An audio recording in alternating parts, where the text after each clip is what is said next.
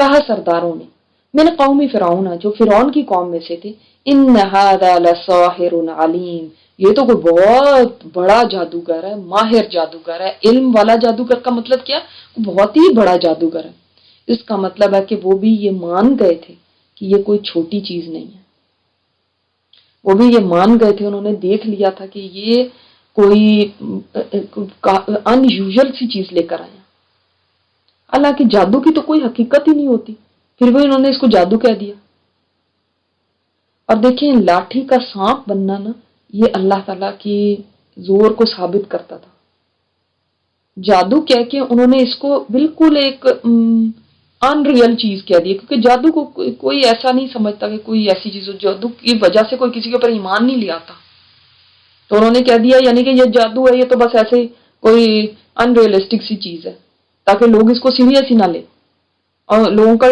Mind بھی divert ہو جائے ایسے بھی انسان جب ضد میں آیا ہوتا ہے یہ چاہتا ہے اب یہ بھی پتا چل گیا کہ کیا چاہتے ہیں موسیٰ علیہ السلام یہ تو چاہتا ہے ان یخرجکم کہ نکال دے تم کو من ارضکم تمہاری زمین میں سے اس کا تو پروگرام یہ ہے کہ تمہیں تمہاری زمین سے نکال دے اچھا اب یہ بھی ہو سکتا ہے کہ یہ بات فرعون کہہ رہا یہ فرعون کی بات ہو یہ بھی ہو سکتا ہے کہ یہ سرداروں کی بات ہو کہ یہ چاہتا ہے اب دیکھیں آپ نے دنیا میں دیکھا ہوگا جب بھی کوئی کسی کے پیغام کو ایسا کرنا چاہتا ہے کہ اس کا کوئی اثر نہ رہے بے اثر کرنا چاہتا ہے تو کیا کرتا ہے جو پیغام لانے والا ہوتا ہے نا اس کی پرسنالٹی کو گندا کرتا ہے کہ پتہ ہے یہ تو ایسے ہے یہ تو ایسے ہے یہ تو آج بھی دیکھیں کئی علماء کے اوپر یہ تو یہودیوں کے ایجنٹ ہیں یہ تو فلان کے پڑے میں ہیں یہ تو فلانی جگہ سے ایسے ہیں تاکہ اگر ان کی اوپر لوگ ڈاؤٹ کریں گے ان کی پرسنالٹی ڈاؤٹ فل ہو جائے گی تو لوگ کوئی اس کی بات ہی نہیں سنیں گے تو کیا کچھ تم حکم دیتے ہو انہیں اب بتاؤ کہ کیا کیا جائے مشورہ کیا دیتے ہو حکم کا مطلب یہاں پہ کیا ہے مشورہ کیا دیتے ہو ٹھیک ہے بتاؤ اس کو تو نہیں کوئی حکم دے گا نا انہوں نے کہا ارجع اب انہوں نے سرداروں نے مشورہ کیا دیا اس کو ذرا تھوڑا سا لیٹس ٹیک سم ٹائم ان کو تھوڑی سی ڈھیل دو تھوڑے سے انتظار کرو اب یہ آپس میں وہ لوگ مشورہ کر رہے ہیں واخاہو اور اس کے بھائی کو بھی ڈیلے کرو ارجی کا مطلب کیا جیسے ڈیلے کرنا اس کا معاملہ تاکہ ہم بھی اپنا کچھ پروگرام سیٹ کریں نا کہ ہم نے کیا کرنا اور اس کے بھائی کو بھی وارسل اور بھیج دو فی المدائن شہروں میں یعنی ایک شہر میں نہیں پوری سلطنت میں جتنے شہر ہیں ہر جگہ بھیجو حاشرین اکٹھے کرنے والے جو ہاں کے لے آئیں لوگوں کو اب جادوگروں کو یعنی اکٹھے کر کے لے کر آؤ وہ لے آئیں گے تیرے پاس کون یہ حاشرین تمہارے پاس لے آئیں گے یہ وہ فرعون کو کہہ رہے ہیں سردار بکل ساحر علیم ہر ایک ماہر جادوگر یعنی جو استاد ہوتے ہیں نا جن کو استاد کہتے ہیں استاد جادوگر جو بڑے بڑے جادوگر ہیں وہ ان کو اکٹھا کر کے لے آئیں گے تو یہ سوچتا ہے کہ ہمیں جادو کے زور سے ہمارے ملک سے نکال دے گا تو ہمارے پاس بھی کوئی جادوگروں کی کمی تھوڑی ہے ہم بھی جادوگر لے آئیں گے وہ اس کا مقابلہ کریں گے پھر دیکھتے ہیں یہ کیسے ٹھہر سکے گا یہ کہنے کا مطلب تھا اور آئے جادوگر فرعون کے پاس اب وہ لے آئے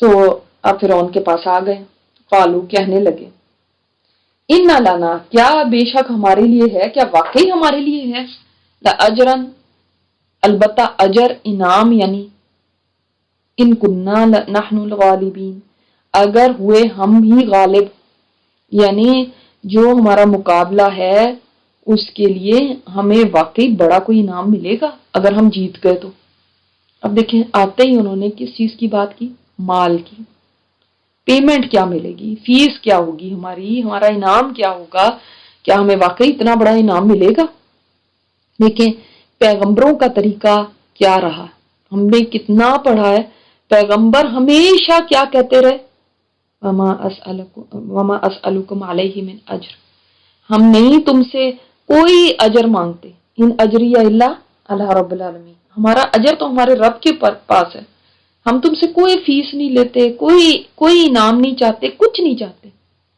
یہ ہے حق اور باطل کا فرق دیکھ رہے ہیں نا جب باطل آتا ہے تو وہ دنیا کی بات کرتا ہے دنیا کا لالچ مال کا لالچ موسیٰ علیہ السلام نے تو کسی فائدے کی بات نہیں کی، مجھے کیا ملے گا، مجھے کیا دو گے، ظاہر ہے لیکن جتنا بڑا بادشاہ ہوتا ہے لوگوں کو اتنا ہی زیادہ وہ ہوتا ہے کہ اتنا بڑا بادشاہ، اس کے دربار سے تو کچھ زیادہ ہی ملنا چاہیے۔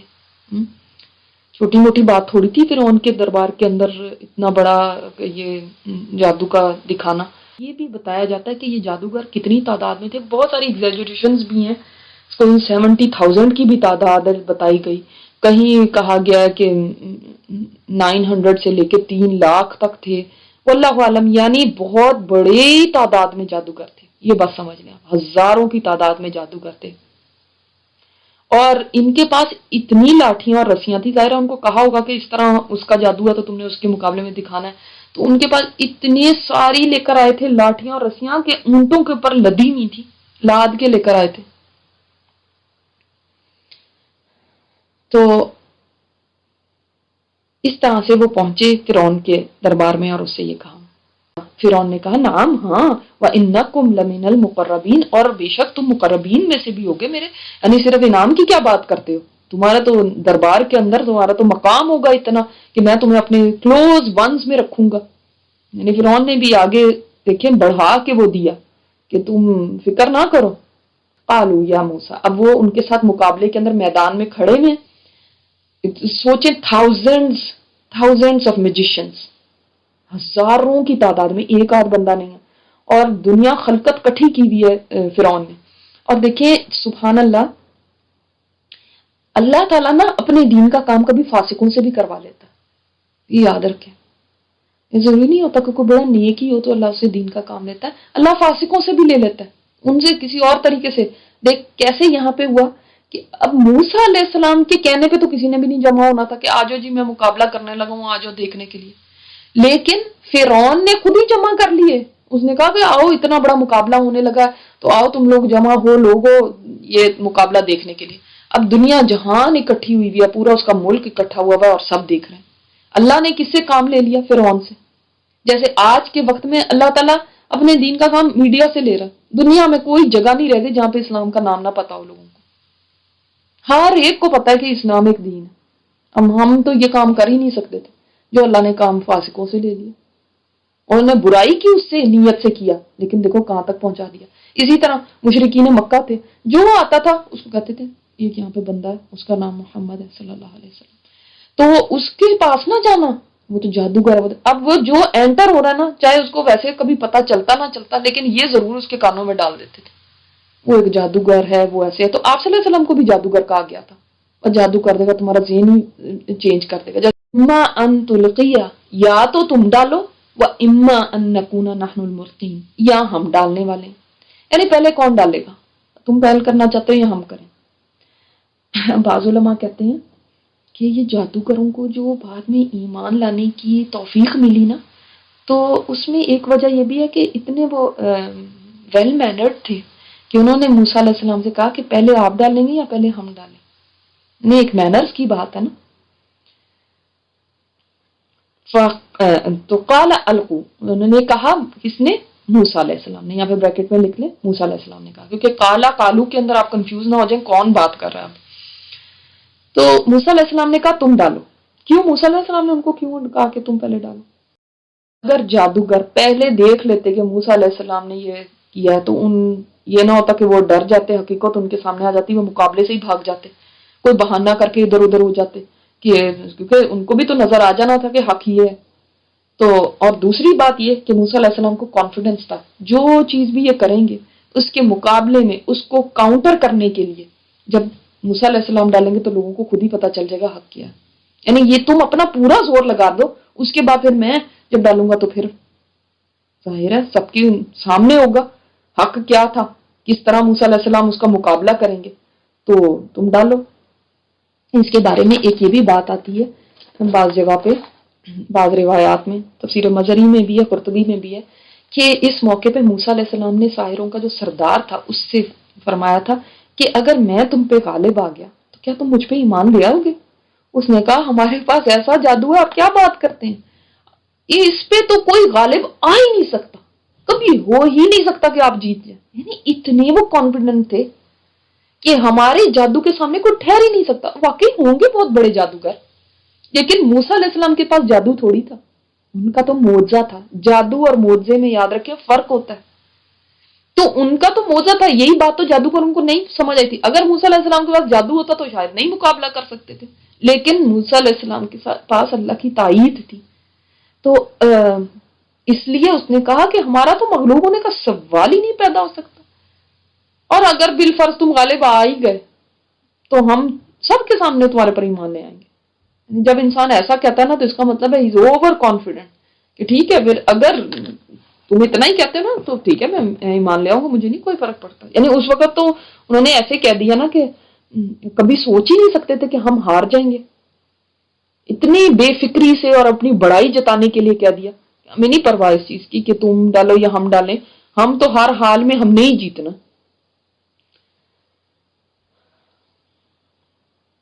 تو موسیٰ علیہ السلام نے جب کہہ دیا کہ تم ڈالو، فلما القوا، تو جب انہوں نے ڈالا، سحروا اعین الناس، انہوں نے تو مسحور کر دیا، جادو کر دیا لوگوں کی آنکھوں پہ. کیسے کر دیا؟ جیسے ہپنوٹائز کرنا ہوتا ہے. یہ ریئلی ایک یعنی ریئلٹی ہے کہ لوگوں کو جو چیز ہوتی ہے نا وہ ویسی نہیں نظر آتی، اس کی حقیقت ایسی ان کی آنکھوں کے اوپر جس کو کہتے ہیں نظر بندی سے کر دیتے ہیں کہ کچھ سے کچھ چیز نظر آنے لگتی ہے. وَاسْتَرْهَبُوهُمْ وَجَاءُوا بِسِحْرٍ عَظِيمٍ، اور خوف زدہ کر دیا، لوگ تو ڈر گئے، موسیٰ علیہ السلام بھی ڈر گئے تھے. آپ کو پتا ہے یہ واقعہ ہم سورہ شعراء میں، یہ 9 پارہ ہے نا، 10 پاروں کے بعد 19 پارے میں انشاءاللہ تعالی ہم اسی واقعے کو اور بھی زیادہ ڈیٹیل میں وہاں پہ بھی دیکھیں گے. ایگزیکٹلی یہی واقعہ وہاں پہ بھی آیا. تو انہوں نے خوف زدہ کر دیا ان کو، اور وجاءوا بسحر عظیم، اور وہ لائے تھے بڑا جادو، یعنی ایسا جادو لوگوں نے کبھی دیکھا ہی نہیں تھا. اب سوچ لیں کہ کتنے جادوگر تھے، یہ ہزاروں کی تعداد میں. انہوں نے سب نے اپنی لاٹھیاں اور اپنی رسیاں پھینک دی، اور وہ ساری لاٹھیاں اور رسیاں سانپ بن گئی. پورے میدان میں سانپ گھوم رہے ہیں اور ایک دوسرے کے اوپر لوٹ پوٹ ہو رہے ہیں. اب یہ دیکھ کے لوگ ڈر ہی جائیں گے نا، سانپ تو ڈرانے کو ایک ہی کافی ہے، کہاں اتنے سانپ، اور یہ سارے کرتب ایک بڑے میدان میں ہو رہے ہیں سب کی نظروں کے سامنے. لوگ گھروں سے نکل کے آئے ہوئے، ایک تماشا سا لگا ہوا ہے، تو ایک وحشت تو ہوگی. اب موسیٰ علیہ السلام بھی تھوڑا ڈرے ہیں. اس سے کیا پتا چلتا؟ اس وقت بھی ڈرے تھے نا جب اللہ تعالیٰ نے کہا تھا کہ موسیٰ اپنے لاٹھی کو ڈالو، اپنے عصا کو ڈالو، تو وہ سانپ بن گئی تھی. تو موسیٰ علیہ السلام ایک دم ڈر گئے. اس کا مطلب کیا ہوتا ہے؟ ایمان کا مطلب یہ نہیں کہ انسان اس طرح کی نیچرل چیزیں جو ہوتی ہیں ان سے کبھی ڈرے گا ہی، یہ نہیں ہے ایمان کا مطلب. جو نہ ڈر ہونا ہے وہ کسی اور چیز میں نہ ڈر ہونا ہے، وہ آگے آپ کو پتا چلے گا کس چیز میں انسان کو بے خوف ہونا چاہیے. اگر یہ جو ایسی چیزیں ہیں، کسی سانپ سے ڈر جانا، چھپکلی چوہے سے ڈر گئے یا ایسے، یہ کوئی ایمان کے منافی نہیں ہے کہ آپ کا تمہارا کیا ایمان ہے، اتنے سی چیز سے تم ڈر رہی ہو، یہ تو تمہارا ایمان ہی نہیں ہے، صرف اللہ سے ڈرنا چاہیے. اس طرح سے اس معنی میں نہیں آتا. ٹھیک ہے، یہ تو موسیٰ علیہ السلام بھی ڈر گئے. تو یہ اگر یہ ایسی بات ہوتی تو ایک پیغمبر کے تو شان کے منافی ہونی تھی ایسی بات. اور وہی کی ہم نے الی موسیٰ علیہ السلام کی طرف، ان القی عصاک، کہ تم ڈالو اپنا عصا. یعنی موسیٰ علیہ السلام جب گھبرا گئے، سورہ طٰہٰ میں ہے نا کہ موسیٰ علیہ السلام بھی تھوڑے خوفزدہ ہو گئے. تو وہی کیوں کی گئی؟ اس لیے کہ موسیٰ علیہ السلام جب ایسے حیران اور ششدر رہ گئے تو ایک دم جیسے انسان گھبرا سا جاتا ہے نا، تو اللہ تعالیٰ نے فرمایا کہ نہیں، اب آپ موسیٰ ڈالیں، اب آپ کا ٹائم ہے، پھینکو اب عصا. اللہ اکبر. فَإِذَا هِيَ تَلْقَفُ مَا يَأْفِكُونَ، تو وہ عصا کیا بن جاتا تھا؟ ثعبان، اتنا بڑا سانپ. میں آپ کو بتایا تھا میں نے جیسے پائتھون ہوتا ہے. تو یہ تو جادو تھا، یہ تو کوئی ریئل سانپ تھوڑی تھے. تو اس نے جب نگل لیا جو یہ گھڑ کے لائے ہوئے تھے، یعنی ریئلٹی تو تھی نہیں، سارا جھوٹ تھا. اچھا ایک بات آپ کو اور کرنا چاہتی ہوں.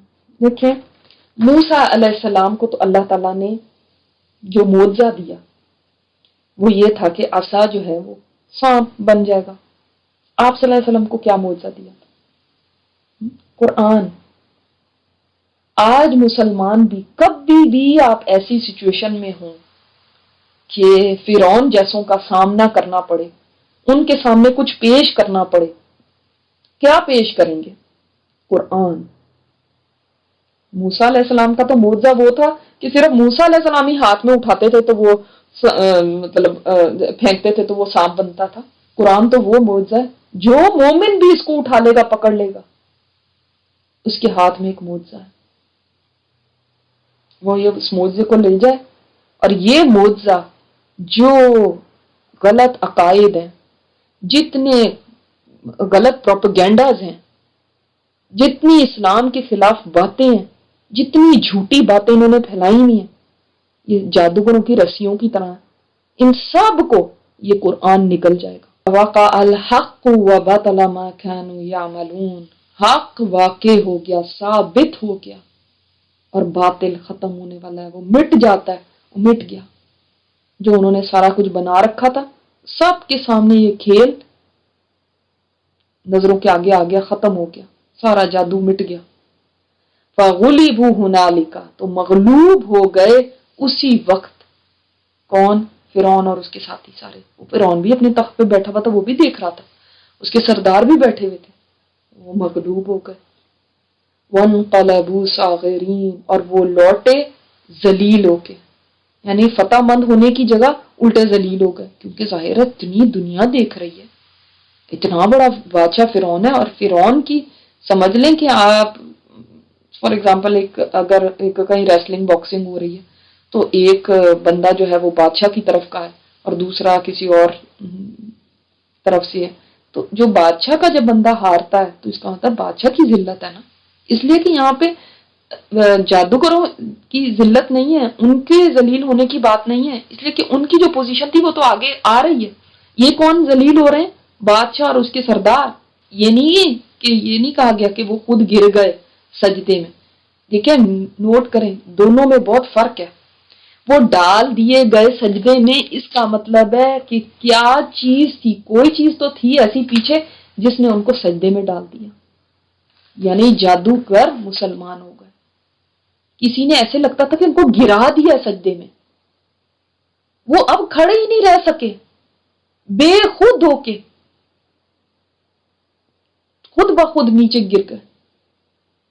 انہوں نے یہ بھی نہیں سوچا کون سی جگہ ہے، ہم کون ہیں، کوئی فرعون کیا کرے گا، اس کے سردار کیا کہیں گے، سب کچھ چھوڑ کے پرواہ کیے بغیر جیسے بے قابو ہو جاتا نا انسان، بے قابو ہو کے سجدے میں گر جاتا ہے. جیسے آپ کو کوئی خوشی ملتی ہے آپ ایک بے قابو ہو کے سجدے میں گر جاتے ہیں، اس طرح وہ ہو گئے. کیوں؟ کیا چیز تھی جو وہ اس طرح سجدے میں گر گئے؟ اس لیے کہ دیکھیں جو وہ جادوگر تھے نا وہ پہچانتے تھے کہ جادو کیا چیز ہوتی ہے. عام لوگوں کو تو نہیں پتا چلتا مگر جادوگروں کو اپنا تو فن پتا تھا. وہ پہچان گئے یہ جادو نہیں ہے، یہ تو کچھ اور ہی چیز ہے، یہ تو اللہ کی طرف سے کوئی ہے چیز، یہ جادو نہیں ہے. بالکل ایسے ہی جیسے ہیرے کی پہچان جوہری جانتا ہے،